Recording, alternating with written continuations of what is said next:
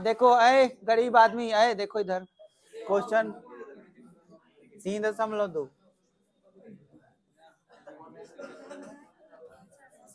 सुनिए सभी बच्चे ध्यान दें, अगर a1 बटा a2 is not equal to b1 बटा b2 हो तो कौन सा हल होगा?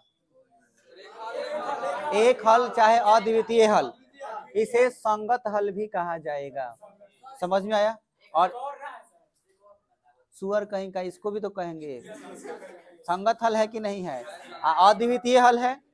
और अगर a1 बाई a2 बराबर b1 बाई b2 बराबर c1 बाई c2, तीनों बराबर हो, अनेक हल और संगत हल, वही में घोज में कौन एको हल कह दे रहा है? अनेक हल। अब सुनो, अगर यहाँ ऐसे रहे कोई हल नहीं, असंगत हल चाहे विरोधी हल, सुनिए अब आगे समझते हैं, इस बात को ध्यान में रखना, जिससे पूछेंगे वही बताएगा, ठीक है? अगला सवाल स्क्रीन पर ये रहा। आइए देखते हैं, अभी हम आप लोगों से इसी में पूछताछ करेंगे सवाल में ही, तो ध्यान से समझिएगा और आगे बढ़ते रहेंगे, जिनसे पूछेंगे उसी को बताना है। पहले कह रहा है कि निम्न समस्याओं में रैखिक समीकरणों के युग्म बनाइए, मतलब वही व्यंजक बनाने वाला समीकरण बनाना है, और उनके ग्राफीय विधि से हल ज्ञात कीजिए। अब यहाँ हल ज्ञात करने वाली बात है, मतलब ग्राफ बना के ग्राफ में से आंसर निकालना है कि आंसर क्या होगा। समझ में आया? तो पहला क्वेश्चन, अब ग्राफ बनाने के अलावा और भी काम सीखना है इसमें, ठीक है? कह रहा है कि कक्षा 10 के 10 विद्यार्थियों ने एक गणित की पहली प्रतियोगिता में भाग लिया। कक्षा 10 के 10 विद्यार्थियों ने, कितने बच्चों को ये x लग रहा है? वो 10 है रोमन के भाषा में, ठीक? हाँ, तो कितने विद्यार्थियों ने हिस्सा लिया? वो विद्यार्थी लड़का है कि लड़की है? दोनों में से कोई भी हो सकता है, विद्यार्थी कॉमन जेंडर हो गया। कह रहा है कि यदि लड़कियों की संख्या लड़कों की संख्या से 4 अधिक थी, यदि लड़कियों की संख्या लड़कों की संख्या से 4 अधिक थी, तो ये तो नहीं पता है कि कौन कितना था, खाली इतना कह रहा है कि लड़कियों की संख्या लड़कों की संख्या से 4 अधिक थी, तो प्रतियोगिता में भाग लिए लड़के और लड़कियों की संख्या ज्ञात कीजिए। इतने बात बोला है। ऐसे प्रश्न बनाने के लिए हमारे पास 2 समीकरण चाहिए, कैसा हो, और यही बुद्धि लगाना है कि 2 समीकरण हम लाए कैसे, और x मान लेंगे और एगो y मान लेंगे। का थी संख्या, जैसे हम मान लेंगे कि माना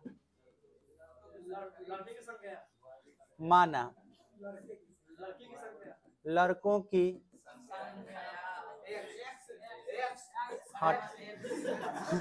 ठीक है, यक्स मार रहा है रे, वाह। तोरे से पूछे हम एकरा बात के कहानी संख्या, एकरा अंदर नु खाली य भरल बा, कुछो कहो अपना पबो गई, ये पापा ये माँ, ऐसे ही बात करता होगा ना रे, ये मम्मी, यह से चल रहा है, यक्स। अब आज के बाद तो ये से ही चलेगा। ये अभिषेक, ये अगला सवाल बोल रहे, आगे क्या होगा रे? ये प्रियांश, ये माना लड़की की संख्या भाई, एक बार जब माना लिखे तेरे वाले को जरूरी है। लड़की की संख्या लिख लीजिए भाई, लड़की की संख्या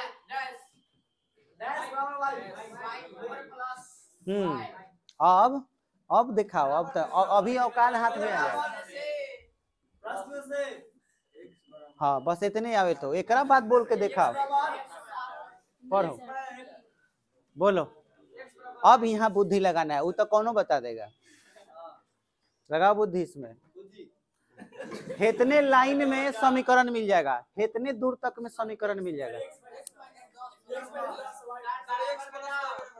x प्लस वाई बराबर 10। यहाँ ऑलरेडी कह रहा है कि 10 विद्यार्थियों ने, कक्षा 10 के 10 विद्यार्थी मतलब लड़का लड़की मिला के, लड़का को x माना है, लड़की को y, तो x और y को जोड़ेगा तभी ना मिलेगा, और जोड़ के कितना आएगा 10, तो कहे x minus y, y minus x, फलाना चिलाना ढिमका सटा, ये एगो खाली लड़का ये सब बताया है। समझ में? बाकी x माइनस का तो एगो समीकरण मिल गया। और अब एक और चीज इसी सवाल में है, पुनः प्रश्न बार बार लिखना जरूरी है रे दिया है, आगे पढ़ो, यहाँ से देखो, यदि से यहाँ तक में एगो समीकरण मिल जाएगा। बस खाली इतना पता करो कि दो गो पलरा है, एगो x है एगो y, किसका पलरा भारी है?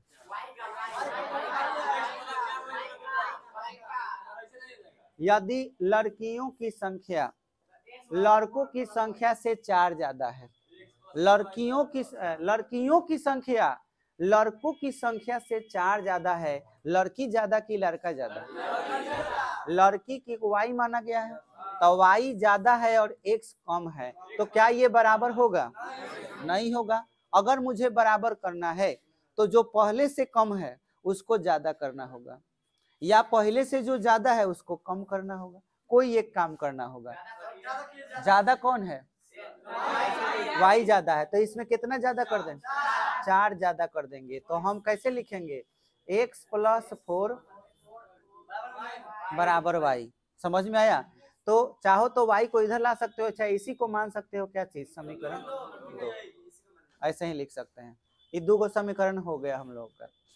अब हम लोगों को ये पूछ रहा है सवाल में कि प्रतियोगिता में भाग लिए तो लड़कों और लड़कियों की संख्या ज्ञात कीजिए। संख्या ज्ञात करने के लिए ग्राफ खींचना पड़ेगा, तभी ज्ञात होगा। तो चलिए शुरू करते हैं। सबसे पहले हम लोग ग्राफ में क्या लिखते हैं? समीकरण 1 से। और समीकरण 1 आपका क्या है? x + y बराबर 10। एगो बॉक्स बना लेंगे x y। अब हम लोग किसी एक को इधर लेकर चले आएंगे, जैसे y को ही लेकर चलिए चाहे x को, तो y बराबर क्या हो जाएगा? 10 - x। अब आप अपना से कोई नंबर रखिए यहाँ, जैसे आप 0 रख सकते हैं, तो 0 रखिएगा तो कितना आएगा? 10। 12 अंक आएगा। कुछ छोटा सोचो, और बहुत छोटा, लेकिन सोचना भी था तो 9 सोच लिया। 5 हो गया, खौलाएगा। देखो 10 से 5 गए, 5 हो गया। तो देखो काथी के जगह पर रखा रे, x के जगह पर, x के जगह पर 5 रखा, तो y का मान 5। और सोचो तो कितना आएगा? 4। इन्होंने बुझाएगा कैसे लिख दिए, यहाँ रखे हैं x के जगह पर, x के जगह पर। यही तक काम हो गया। अब समीकरण 2 से तू बोला तारा मुंह से, वाह, अलबत बोला तारा है। कभी तो सीधा लिख लिया करो। इस सवाल में बोला है तो अभी इसको ऐसे नहीं पलट के लिखेगा तो ज्यादा अच्छा नहीं रहेगा। सट अप, x + 4 ऐसे। वाह। अब एक बाद सास के नाम लिख लिए, सार में x।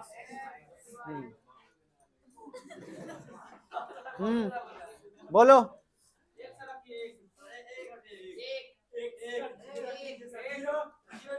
0 + 4, 4 है, तो x की जगह पर 0, तो 4 है।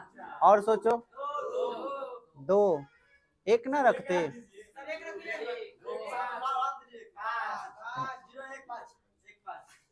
हाँ, अब अक्ष की लंबाई मापना है कि कौन सा अक्ष का लंबाई कितना बड़ा है। इस सब में प्लस नंबर है, कौन सा अक्ष बड़ा है? x अक्ष 6 तक और y अक्ष 5 तक।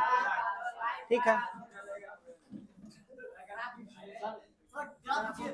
कभी तो ऐसे भी सीख लिया करो। चलो 1 2 3 4 5 6।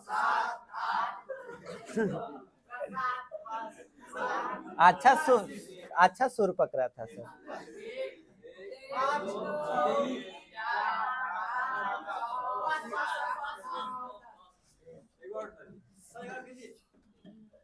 हाँ, तो अब चलते हैं बिंदु की ओर। 5 5 5 5 की ओर चलते हैं तो 5 ये रहा और ये रहा, ठीक है। तो ये आगे की ओर इस पॉइंट के करीब में पहुंचेगा। अगर मिला दोगे तो ग्राफ किस लिए दिया गया रहता है, उसमें लाइन काहेला खींचा गया रहता है, उससे कोई दिक्कत, अरे भाई इससे कोई दिक्कत नहीं है लाल, ये तो हम अंदाज पर बना रहे, तुमको ना ग्राफ पर बनाना है, ग्राफ पर खुद से बनाना। अच्छा दूसरा चीज कि इसमें लाइनिंग पहले ही से खींचा रहता है, तो उसमें डॉट डॉट मत मिलाने लगना, समझ में, खाली एगो बिंदु देना है बस। अच्छा उसके बाद है 6 4, 6 और 4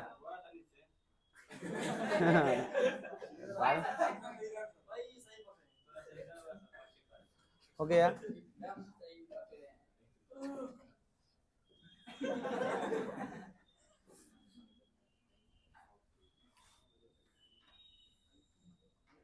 जैसे ये सीधा लाइन एगो हो जाएगा। अब एक बाद हमको क्या करना है, 0 4 y के मान 4, y का मान 4, तो यहाँ पे पॉइंट मिलेगा और 1 5 1 5 यहाँ पे मिलेगा।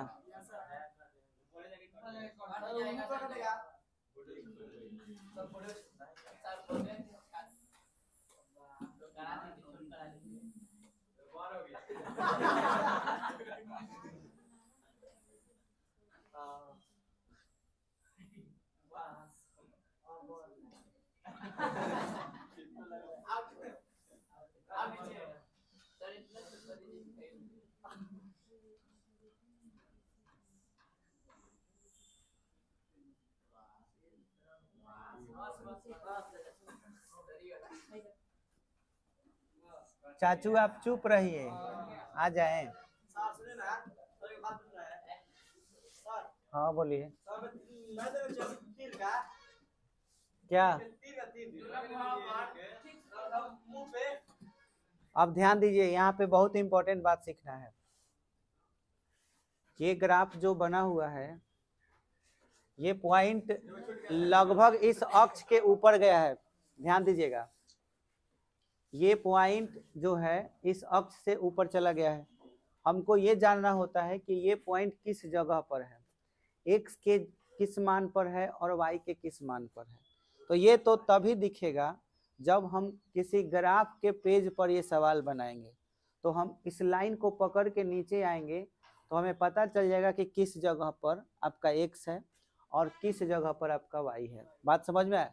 ये ग्राफ के पेज में बनाइएगा तो अब पता चलेगा, ठीक है। लेकिन इसको पता करने का एक और टेक्निक है।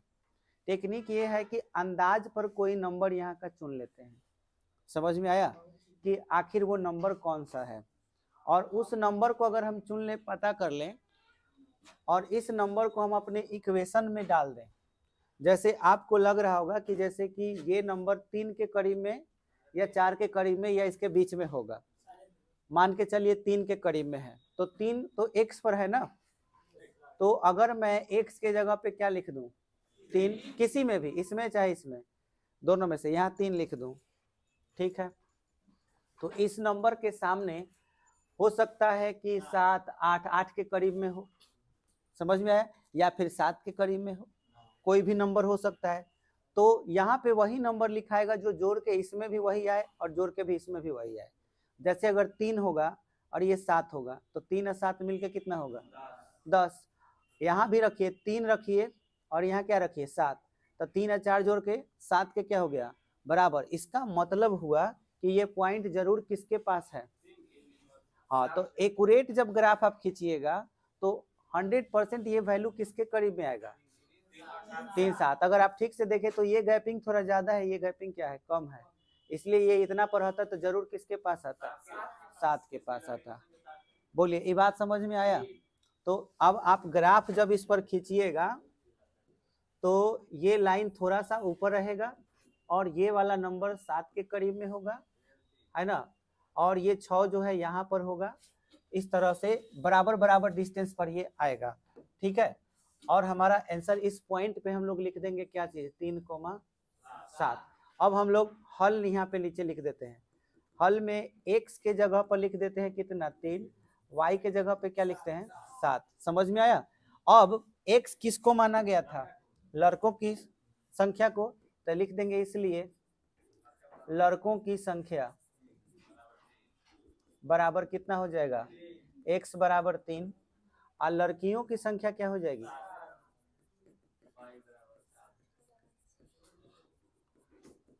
y बराबर 7। ये आपका आंसर हो जाएगा। और ये ग्राफ में बनाइएगा, बिल्कुल ऐसा ही ग्राफ आएगा, थोड़ा सा ये ध्यान रखिएगा, ये 3 और 7 के पास में ही आना चाहिए, ठीक है। दूसरा कोई भी नंबर अगर होगा तो इसमें रखने से पता चल जाएगा, अगर बराबर नहीं आ रहा है तो तुम्हारा नंबर गलत है, समझ में। तो इसमें रखने से बराबर आना चाहिए। तरीका समझ में आ गया कैसे बनाना है।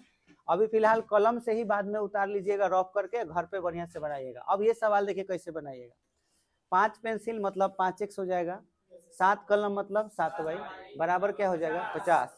उसी तरह से 7x प्लस 5y बराबर क्या हो जाएगा 46। दो गो समीकरण हो गया। ग्राफ खींच देना है, कटेगा तो कट वाला बिंदु निकाल लेना है। वैसे ही x के सामने जाना है, x का लाइन पकड़ के नीचे आना है, देखना है कहाँ पर बैठा, y का लाइन पकड़ के आना है और कहाँ पे गया, वही आंसर हो जाएगा। क्लियर हो गया। इसमें एक पेंसिल का दाम x मान लेना है और एक कलम का दाम मान लेना है y, और तब लिखना है प्रश्न से। अब प्रश्न लिखने के बाद पुनः प्रश्न से लिखने की जरूरत नहीं है, क्योंकि एक के बाद डायरेक्ट चला जाएगा। 5x प्लस 7y बराबर 50 और 7x प्लस 5y बराबर क्या लिख लीजिएगा 46। बोलिए यहाँ तक हो जाएगा 2 नंबर। अब इस सवाल में आते हैं, इसमें मेन कहानी इसी पर है। इसमें क्या क्या बताना है समझिए। इसमें बोला है कि इस समीकरण युग्म जो है, इसमें आपको खाली ये बताना है कि प्रतिच्छेद करता है कि समांतर है कि संपाती। तब प्रतिच्छेद तभी करेगा जब एगो हल होगा, समांतर तब होगा जब कोई हल नहीं होगा, असंपाती तब होगा जब अनेक हल होगा। अब इसमें तुम कोई भी सवाल बनाओ, सीधे सीधे a1 बटा a2, b1 बटा b2 और c1 बटा c2 निकालोगे। इस 3 में से कोई एक हम बता दे रहे हैं, बोलो कौन सा बता दें। जैसे 2 का 3 अगर बनाना है तो सीधे क्या लिख लो a1 बटा a2। देखो 3 नंबर में 6 बटा में क्या लिखोगे, जैसे इसके साथ जो है वो a1 है और इसके साथ क्या है a2, तो बोलो क्या लिखोगे 6 बटा 2, काट के कितना आया 3 आया। अब तुमको b1 बटा b2 यहाँ लिख लेना है, b1 बटा b2। -3 और -1 है तो लिखेंगे -3 बटा -1, कट के क्या आ जाएगा +3, माइनस माइनस प्लस हो जाएगा। तो ये काटने की कोई जरूरत नहीं है, आप ऐसे ही 3 लिख सकते हैं। अगर दोनों बराबर आ गया तब तीसरा निकालना है, और दोनों बराबर नहीं आया तो तीसरा भी नहीं निकालना है। क्यों नहीं निकालना है बताओ, क्योंकि पहला ही इज नॉट इक्वल टू हो जाएगा तो हम जानते हैं अद्वितीय हल होता है। तो अद्वितीय हल जब हो जाएगा तो आगे चेक नहीं करना है, समझ में आया। आई जब दोनों बराबर आ जाए तब तीसरा निकालेंगे, c1 बटा c2। देखो c1 बटा c2 में ये 10 है, ये क्या है तो 10 बटा 9। बोलो इन तीनों से क्या निष्कर्ष निकला कि a1 बटा a2 तो बराबर है b1 बटा b2 के, लेकिन ये बराबर नहीं है c1 बटा c2 के, इसलिए कोई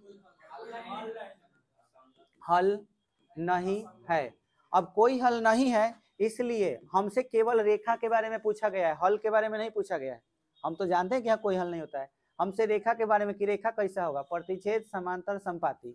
तो आंसर क्या होगा, तो लिखेंगे इसलिए रेखाएं क्या होंगी, समांतर होंगी। समझ में आया। चलिए तो दो का बाकी दो सवाल आप लोगों को बनाना है भाई दोनों, ठीक है। आइए इसमें देखिए, इसमें सेम क्वेश्चन में है लेकिन इसमें संपाती या संगत ये सब नहीं, संगत नहीं, समांतर प्रतिच्छेद नहीं चेक करना है, खाली क्या चेक करना है संगत असंगत। असंगत कोई हल नहीं, संगत या तो अनेक हल या तो एक हल, तो वो क्या कहलाएगा संगत। अब इसमें आपका 5 गो है, कोई एक बता देंगे। ये वाला चलिए 3 ही देख लीजिए। 3 में आप a1 बटा a2 देखेंगे तो a1 आप लिख लीजिए, a1 बटा क्या लिख लीजिएगा a2। देखिए x के साथ कौन है 3, देखिए हई बटा है ना, ये तो बटा लिखाएगा ही, लेकिन 3 में भी क्या था बटा था, 3 बटा 2 था, तो वो भी बटा यही हो गया। आइए नीचे 2 लिखा जाएगा, समझ में आया। लेकिन बगल में नीचे क्या है पहले ही से a2, तो गुना देकर a2 का वैल्यू लिखाएगा। a2 का वैल्यू क्या है?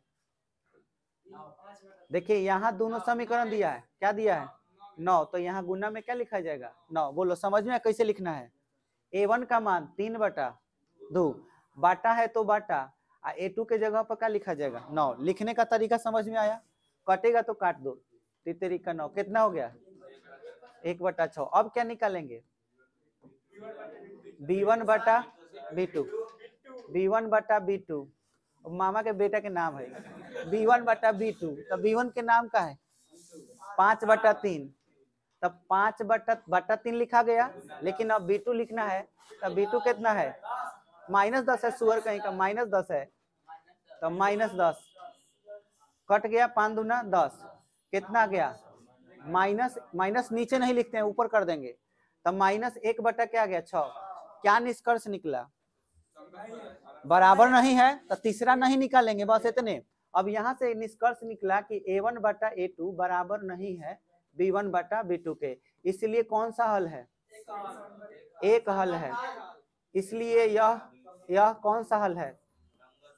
संगत हल है। एक हल होगा तो भी संगत लिखना है, अनेक हो तो भी संगत लिखना है। बोलो ऐसा ही बाकी चारों बन जाएगा।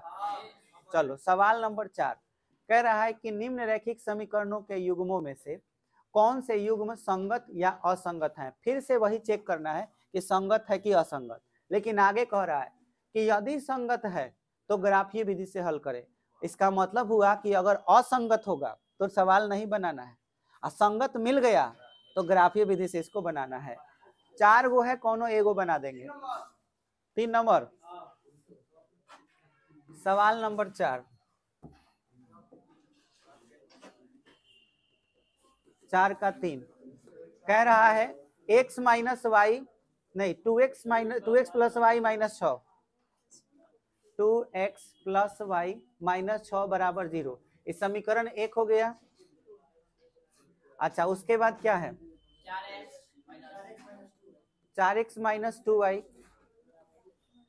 माइनस 4 बराबर में 0। समीकरण नंबर 2। इस सवाल को बनाना है कि नहीं बनाना है पहले चेक करना है, संगत होगा तबे बनाना है। अच्छा कॉमन है, तो कॉमन पहले ले लेते हैं, तबे समीकरण 2, कॉमन लेने के बाद समीकरण 2 लिखाएगा। तो इम्प्लाई दैट का चिन्ह देंगे, 2 कॉमन, तो 2x माइनस वाई, अब 1 मिनट, इसमें भी तो कॉमन है, माइनस 2 बराबर में 0। 2 0 के बट्टा में गया तो 2x माइनस वाई माइनस 2 0 बट्टा क्या हो जाएगा? 2 बट्टा में आ जाएगा। 0 से भाग होगा तो क्या होगा? 0 में 2 से भाग होगा तो 0, तो 2x माइनस वाई माइनस 2 बराबर 0। समीकरण नंबर 2। अब हम निकालेंगे a1/a2।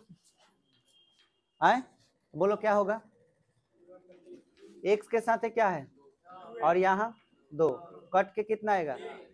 अब b1/b2 यहाँ कितना है? 1 और यहाँ -1, तो बोलो कितना आया? इससे क्या निष्कर्ष निकला कि a1/a2 बराबर नहीं है, इसलिए कौन सा हल है? एक हल है, इसलिए यह संगत हल है। अब संगत हल है तो सवाल बनाना है, संगत हल होगा तो सवाल बनाना है। और संगत कहाँ पे? फिर से बता देते हैं क्या दिक्कत है। नालायक कहीं का देख कहाँ रहा है? चलो खड़ा होको अभिषेक जी स्टैंड अप। हाँ समझा रहे हैं, हम समझाएंगे। अब बताइए इसमें क्या कॉमन लग रहा है आपको? क्यों? हाँ तो बोलिए कैसे लिखेंगे? 2 इंटू 2x हाँ बराबर कहाँ से? -2। अब बोलिए गुना होता है तो इधर जाके भाग नहीं हो जाता है? कौन गुना में है? 2, तो कौन बच गया? 2x माइनस वाई माइनस 2 बच गया। इस 2 का क्या करेंगे? 0 के नीचे आएगा, 0 के नीचे जब आएगा तो भाग देने से क्या आएगा? 0, तो क्या बच गया? 2x माइनस वाई माइनस 2 बराबर 0। समीकरण 2 हो गया। अब बताइए क्या करेंगे? अरे भाई A1/A2 निकालेंगे, क्यों निकालेंगे? हमको चेक करना है कि संगत है कि असंगत। असंगत असंगत चेक ही क्यों करना है? ये बोल रहा है कि संगत होगा तभी आगे बनाना, असंगत होगा तो मत बनाना, इसीलिए चेक करना है कि संगत है कि नहीं। तो बोलिए कैसे निकालेंगे? एक्स, एक जो है x के साथ क्या है 2, तो इसको A1 बोलेंगे। फिर यहाँ पे अच्छा हई सब दो काहे नहीं ले रहा है? समीकरण हई है, हई वाला समझ में आया? एक। अब बोलिए B1/B2 y के साथ क्या है 1, और नीचे यहाँ y के साथ कितना आएगा? -1। बोलिए अब क्या है लिखेंगे? A1/A2 बराबर आ गया। अच्छा ये बराबर है, काहे बराबर नहीं है? हाँ A1/A2 is not equal to B1/। बोलिए कौन सा हल है? एक हल है ना पहले, तो एक हल है तो ग्राफ कैसा होता है बताइए? एक हल प्रतिच्छेद करेगा। अच्छा अब लिख सकते हैं ना कि इसलिए ये संगत हल है। एक हल हो तो उसे भी संगत बोलते हैं, अनेक हल हो तो भी संगत। तो संगत हल है तो सवाल बनेगा। अब यहाँ से मेन खेला शुरू करना है। बताइए एक बाद क्या किया जाता है ग्राफ खींचने के लिए? कैसे खींचा जाता है बोलिए? सबसे पहले क्या करते हैं?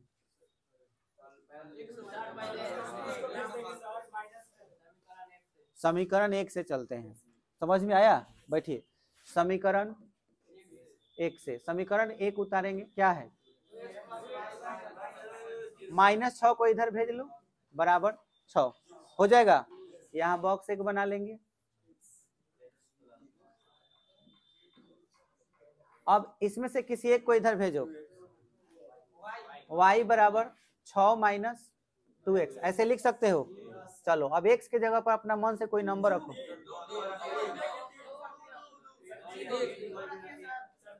मान लो कि 2 रख दिए तो कितना आएगा? 6 से 4 गया 2, तो हमने रखा 2, तो y के जगह पर भी 2 आया। फिर से 6 - 2 3 रख दिए, तो x के जगह पर 3 रखे तो 6 - 6 0 आया, तो यहाँ 0 रख दिए, एगो हो गया। फिर चलेंगे किससे? समीकरण 2 से।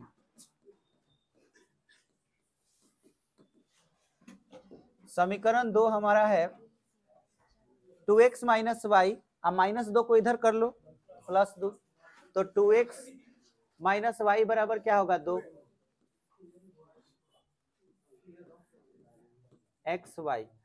चलो अब एक को इधर कर लो किसी को, जैसे 2x बराबर -y को इधर कर लो, तो क्या हो जाएगा? y + 2 या 2 + y ऐसे भी लिख सकते हो, 2 + y। चलो अब एक नंबर रखो कोई भी, 2x बराबर, अच्छा 1 मिनट, x बराबर में निकाल लो, 2 + y और बाटा में 2। अब रखो नंबर,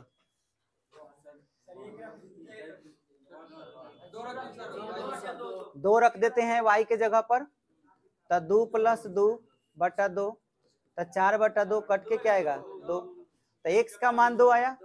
देखो याद रखो y के जगह पर रखें तो y के जगह लिखाएगा, ठीक है? अब बोलो 0, तो x बराबर 2 प्लस, अब y के जगह पर 0 बटा 2, तो 2/2 कट गया, तो कितना आया? 1। किसके जगह पे रखे हैं? y के जगह पर, तो कितना आया है? 1। अब हमारा बॉक्स तैयार है, हम देखेंगे, माप करेंगे, सबसे ज्यादा x अक्ष है 3 तक, और y कितना है? 2 तक। बहुत आसानी से ये ग्राफ बन जाने वाला है, ज्यादा बड़ा ग्राफ नहीं होगा।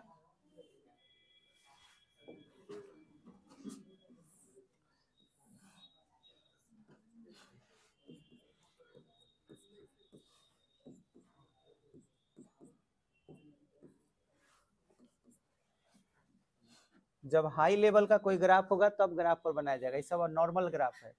अब जैसे 1 हो गया, ये 2, ये 3, x का मान 3 तक, और इसमें हम ले लेते हैं ना बढ़े हम तो का कर लेवे ले, एकरो शौक पूरा कर दे रहे हैं। एगो ऊपर ऑलरेडी बढ़ा हुआ है सुअर, देखो देखिए तो दो दो है, दो दो दो दो इस जगह पर पड़ेगा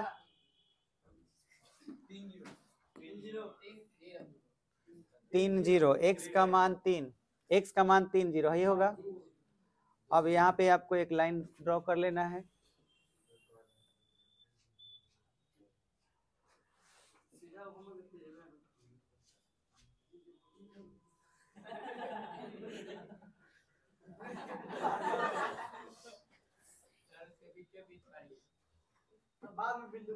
चुप चुप रहो। अब भाई देखो, एक ये हो गया, अब क्या है, दो दो था, दो दो है ये वाला, ये पहले ही से मिल गया है, 1 0 1 0 ये वाला,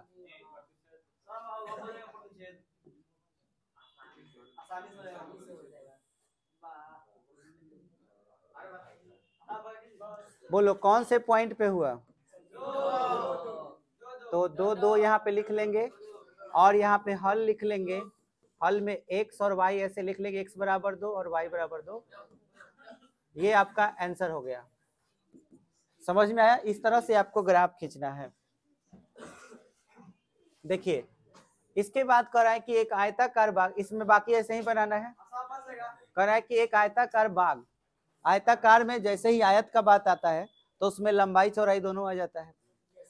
अब लंबाई चौड़ाई में एक लंबाई जो है वो x का काम करेगा, तो चौड़ाई किसका काम करेगा, y का।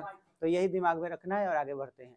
एक आयताकार बाग जिसकी लंबाई चौड़ाई से 4 मीटर अधिक है का अर्ध परिमाप मतलब आधा परिमाप, जैसे पूरा परिमाप होता है 2 × l + b, तो आधा परिमाप खाली l + b होगा।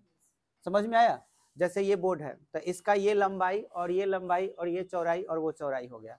मैं कहूँ कि ये 6 है, ये 6 है, ये 4 है, ठीक है, और वो 4 है, तो टोटल जोड़ के कितना होगा, 6 6 12 4 4 8, तब 20 हो गया। तो ये पूरा परिमाप हुआ।